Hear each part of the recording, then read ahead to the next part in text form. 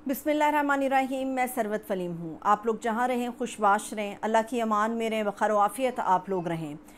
Supreme court of Pakistan की तरफ से आज जो नैब तरामीम के हवाले से फ़ैसला सामने आया है, जिसमें हुकूमती अपीलें मंजूर करते हुए तरामीम को बहाल किया गया है, इसके अंदर जो रिसेंट अपडेट है वो मैं आपको बता देती हूँ, फिर मैं दीगर हिस्सों की तरफ बढ़ूँगी।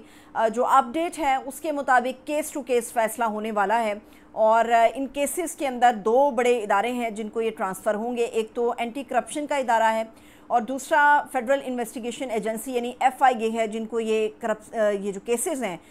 ये दिए जाएंगे। और अभी फ़ैसला होना बाकी है, केस टू केस फ़ैसला होगा। इमरान खान साहब के हवाले से भी चीज़ें अभी प्रोसेस के अंदर हैं और बड़े लोग हैं वो इस चीज़ के ऊपर यकीन नहीं रख पा रहे कि इमरान खान साहब जो हैं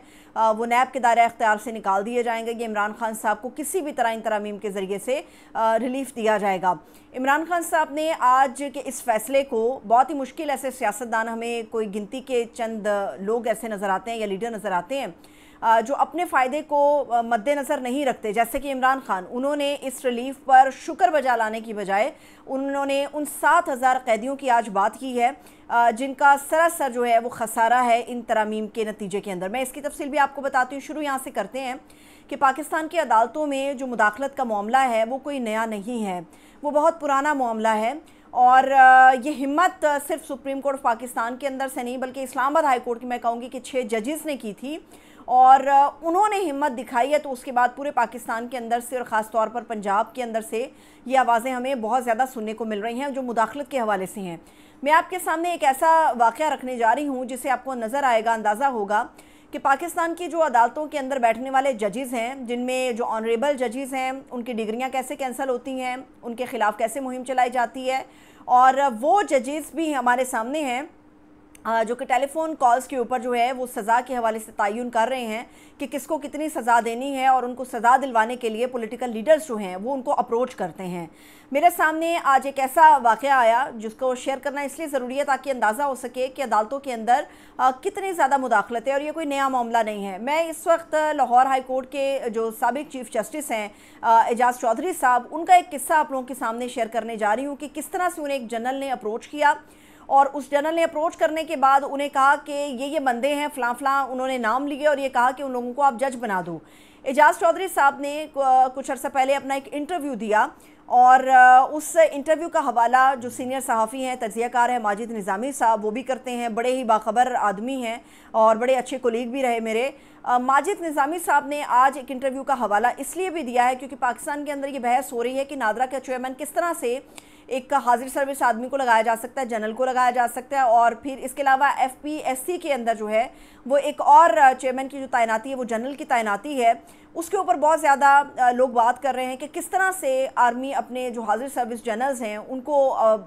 इदारों के अंदर जो है वो भेज सकती है या इदारों के बड़े डेजिग्नेशंस जो हैं उनको अलॉट कर सकती है, कैसे मुमकिन है।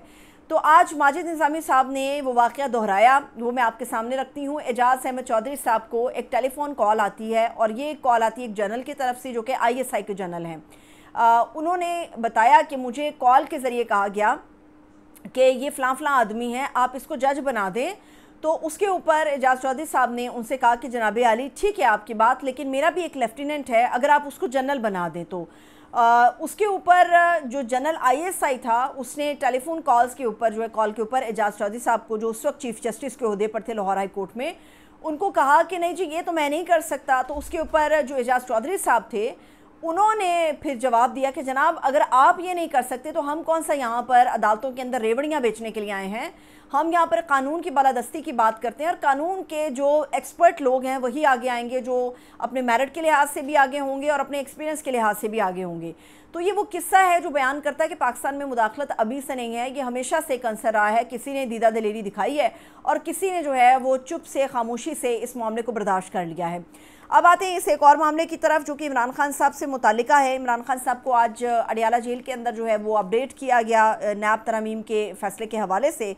तो उसके ऊपर खान साहब जो हैं वो खुश नहीं थे, हालांकि उन्हें तो खुश होना चाहिए था, खुशी मनानी चाहिए थी कि उनके दो बड़े मामला जो हैं वो निमट जाएंगे। लेकिन इमरान खान साहब ने अपनी खुशी से ज़्यादा जो अडियाला जेल के अंदर बात की, उन्होंने कहा कि मुझे खुशी नहीं है क्योंकि इसके अंदर मेरा रिलीफ हो या ना हो, हुकूमत ने अपना NRO 2 ले लिया है। इमरान खान के ऊपर जो इल्ज़ामात लगा रहे थे کہ عمران خان NRO مانگ رہے ہیں NRO مانگ رہے ہیں، تو اس کے اوپر عمران خان صاحب نے کہا کہ مجھے NRO نہیں چاہیے، NRO 2 جنہیں چاہیے تھا، آج سپریم کورٹ آف پاکستان کے فیصلے کے بعد جو ہے اس حکومت کو یا ان کے لوگوں کو NRO 2 دیا گیا ہے۔ خان صاحب نے کہا ہے کہ جس طرح سے اس فیصلے کے بعد ملک کے اندر یہ ہوگا، جو اربوں روپے کا کرپٹ چور آدمی ہے، جو اربوں کی چوری کرتا ہے، وہ تو بچ جائے گا۔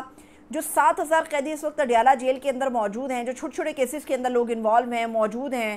ان کو کوئی انصاف مہیا نہیں کیا جائے گا، ان کی سنوائی نہیں ہو پائے گی۔ تو اسی لیے میں اس فیصلے کے خلاف تھا۔ دوسری بات انہوں نے کی کہ DGISPR نے جو پریس کانفرنس کی،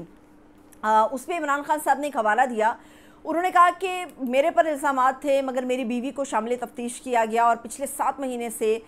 میری جو اہلیہ ہیں بشرا بی بی، وہ جیل کے اندر ہیں اور ناحق جیل وہ کاٹ رہی ہیں۔ عمران خان صاحب نے کہا کہ اگر انصاف کا یہی معیار ہے تو جنرل فیض کا ٹرائل اس وقت تک نامکمل ہوگا جب تک جنرل باجوہ کی گرفتاری عمل میں نہیں آتی۔ آپ کو یاد ہوگا DGISPR کی پریس بریفنگ میں ایک صحافی نے یہ سوال کیا تھا جنرل فیض سے متعلق، اور اس پہ جو DGISPR ہیں احمد شریف صاحب، انہوں نے یہ کہا تھا کہ جو جنرل فیض ہیں وہ اس وقت پرائم منسٹر کے انڈر آتے تھے، یعنی کہ عمران خان صاحب کے انڈر آتے تھے، وہ ان کے زیر اثر تھے، نیچے تھے ان کے کام کرتے، تو یہ جنرل باجوہ کو وہ گول کر گئے تھے۔ تو آج عمران خان صاحب نے کہا کہ یہ تو ممکن نہیں ہے، کیونکہ جنرل فیض کی جو اپوائنٹمنٹ ہوئی، یا جنرل فیض جس سے جواب دے تھا جس شخص کو، یا جنرل فیض جس کی مرضی سے کوئی کام کرتا تھا، ایون دو کہ ہم سے جو ملاقات بھی کرتا تھا اور بعد میں رپورٹ کرتا تھا، وہ تو جنرل باجوہ کو کرتا تھا۔ تو یہ کیسے ممکن ہے کہ جنرل فیض کا آپ قانونی ٹرائل تو کر رہے ہیں مگر اس قانون کے اندر جو ہے وہ جنرل باجوہ جو ہے اس کو آپ شامل تفتیش نہیں کر رہے ہیں، ان کی گرفتاری عمل میں نہیں آ رہی؟ تو وہ کہہ رہے ایسا نہیں ہو سکتا۔ اور دوسری بات یہ ہے کہ پریس کانفرنس کر دینے سے یا پھر منہ زبانی کلامی کہہ دینے سے کہ ہم جی غیر سیاسی ہیں، یہ ماننا نہیں جا سکے گا۔ عمران خان صاحب نے آج وہی بات کی جو میں ہمیشہ کہہ رہی ہوں کہ اگر فوج کو یا اسٹیبلشمنٹ کو یہ ثابت کرنا ہے کہ وہ غیر سیاسی ہیں یا پاکستان کی سیاست میں ان کا کوئی رول نہیں ہے، تو ان کو اپنے اعمال سے ثابت کرنا ہوگا۔ کیونکہ جب یہ DGISPR کی پریس کانفرنس ہوئی، اس کے فوراً بعد جو ہے لوگوں نے 8 فروری کی جو ویڈیوز ان کے پاس محفوظ تھی وہ پوسٹ کرنا شروع کر دیا کہ کس طرح سے پولنگ سٹیشنز کے اندر جا کر جب پولنگ بند ہو چکی تھی تو فوج نے وہاں پر دروازے توڑے، زور زبردستی اندر گھسے، بہت سب لوگوں کو باہر نکال دیا، جو امیدوار تھے ایون دو کہ ان کو اندر جانے کی اجازت نہیں دی گئی۔ تو عمران خان صاحب نے آج اس کے اوپر بڑی تنقید کی ہے، لیکن ساتھ ہی عمران خان صاحب نے کہا ہے کہ ایسا نہیں ہو سکتا کہ آپ ناحق قید میں رکھیں اور پھر بچ بھی جائیں۔ خان صاحب نے آج بھی کہا کہ جو لوگ ملوث ہیں میری اہلیہ کے خلاف ناحق ان کو قید میں رکھنے کے یا ان کے کیسز کے، تو باہر آ کر عدالتی محاذ کے اوپر میں ان لوگوں کو نہیں چھوڑوں گا، ان لوگوں کو بھی اس کی سزا جو ہے وہ بھگتنا پڑے گی۔ اب ایک اور تیسرا معاملہ وہ پاکستان تحریک انصاف کے جلسے سے متعلق ہے۔ یہ تو عین ممکن تھا کہ NOC جاری ہو گیا، مگر وہ کہتے ہیں نا کہ آپ انگاروں پر لوٹ رہے ہوتے ہیں، تو اسلام آباد انتظامیہ ہو یا پولیس اہلکار جنہوں نے انتظامیہ نے اجازت دی NOC جاری کیا، وہ انگاروں پر لوٹ رہے تھے کہ کیسے ممکن ہے کہ پاکستان تحریک انصاف کو اتنی آسانی سے ہم جلسہ کرنے دیں اور ڈھیر آپ درجنوں شرائط رکھیں اور ان شرائط کو PTI کی جو لیڈرشپ ہے وہ پورا بھی کر دے۔ آج سنجانی کے اس میدان کے اندر نعیم حیدر پنجوتا پہنچے ہوئے تھے اور PTI کے دیگر لوگ وہاں پر موجود تھے۔ وہاں پر اسلام آباد پولیس کے اہلکار گئے اور انہوں نے کہا کہ جی آپ ایسا کریں کہ آپ نا جلسے کی جو جگہ ہے وہ تبدیل کر لیں، منڈی کا خاص طور پہ انہیں کہا گیا کہ آپ منڈی کی طرف چلے جائیں، وہاں پر جا کر آپ جلسہ کریں۔ تو اس پہ نعیم حیدر پنجوتا صاحب نے بڑی دلیل کے ساتھ انہیں جواب دیا۔ انہوں نے کہا جی کیسے ممکن ہے، ایک جگہ سنجانی جس کا انتخاب ہوا اس جگہ کے حوالے سے ہمیں NOC انتظامیہ نے جاری کیا اور جو شرائط ہمیں دی گئی ہم نے ان تمام شرائط کو پورا کیا، تو کیسے یہ ممکن ہے کہ PTI ویری سڈن اور بڑے شارٹ نوٹس کے اوپر جو ہے وہ اپنے جلسہ گاہ کو تبدیل کر رہے؟ انہوں نے کہا نہیں جی ایسا نہیں ہو سکتا۔ تو پولیس اہلکار وہاں پر موجود رہے، تھوڑی سی بحث بھی ہوئی اس چیز کے اوپر، تو پنجوتا صاحب نے کہا کہ آپ ہمیں وہ آرڈرز دکھا دیں جس پہ ہمیں جگہ تبدیل کرنے کا کہا گیا ہے، اور جلسہ ہوگا تو سنجانی کے مقام پر ہی ہوگا، اب جلسہ گاہ کا جو مقام ہے اس کو تبدیل نہیں کیا جائے گا۔ حیرت کی بات ہے کہ انتظامیہ جو ہے ابھی بھی ان کو سمجھ نہیں آ رہی آپ نے کرنا کیا ہے، بکھلائی بھی ہے کہ کسی پریشر کے انڈر ہے۔ تو اب دیکھتے ہیں کہ PTI کا جلسہ ہو پاتا ہے یا نہیں ہو پاتا، کیونکہ ان کی ایک روش رہی ہے انتظامیہ کی کہ NOC جاری ہوتا ہے اور عین موقع پہ 24 یا 12 گھنٹے پہلے جو ہے اس NOC کو منسوخ کر دیا جاتا ہے۔ اب PTI تو یہ کہہ چکی ہے NOC ہمیں جاری ہوتا یا نہ ہوتا، ہر صورت میں سنجانی کے مقام پر جلسہ تو ہونا تھا اس وقت، لیکن جو بھی آپ کہیں جلسہ اس وقت خطرے میں ہے پاکستان تحریک انصاف کا۔ ہوپ فار دا بیسٹ کہ اگر جلسہ ہو تو پرامن طریقے سے ہو۔ مجھے اجازت دیجیے، اپنا بہت سا خیال رکھیے، خدا حافظ۔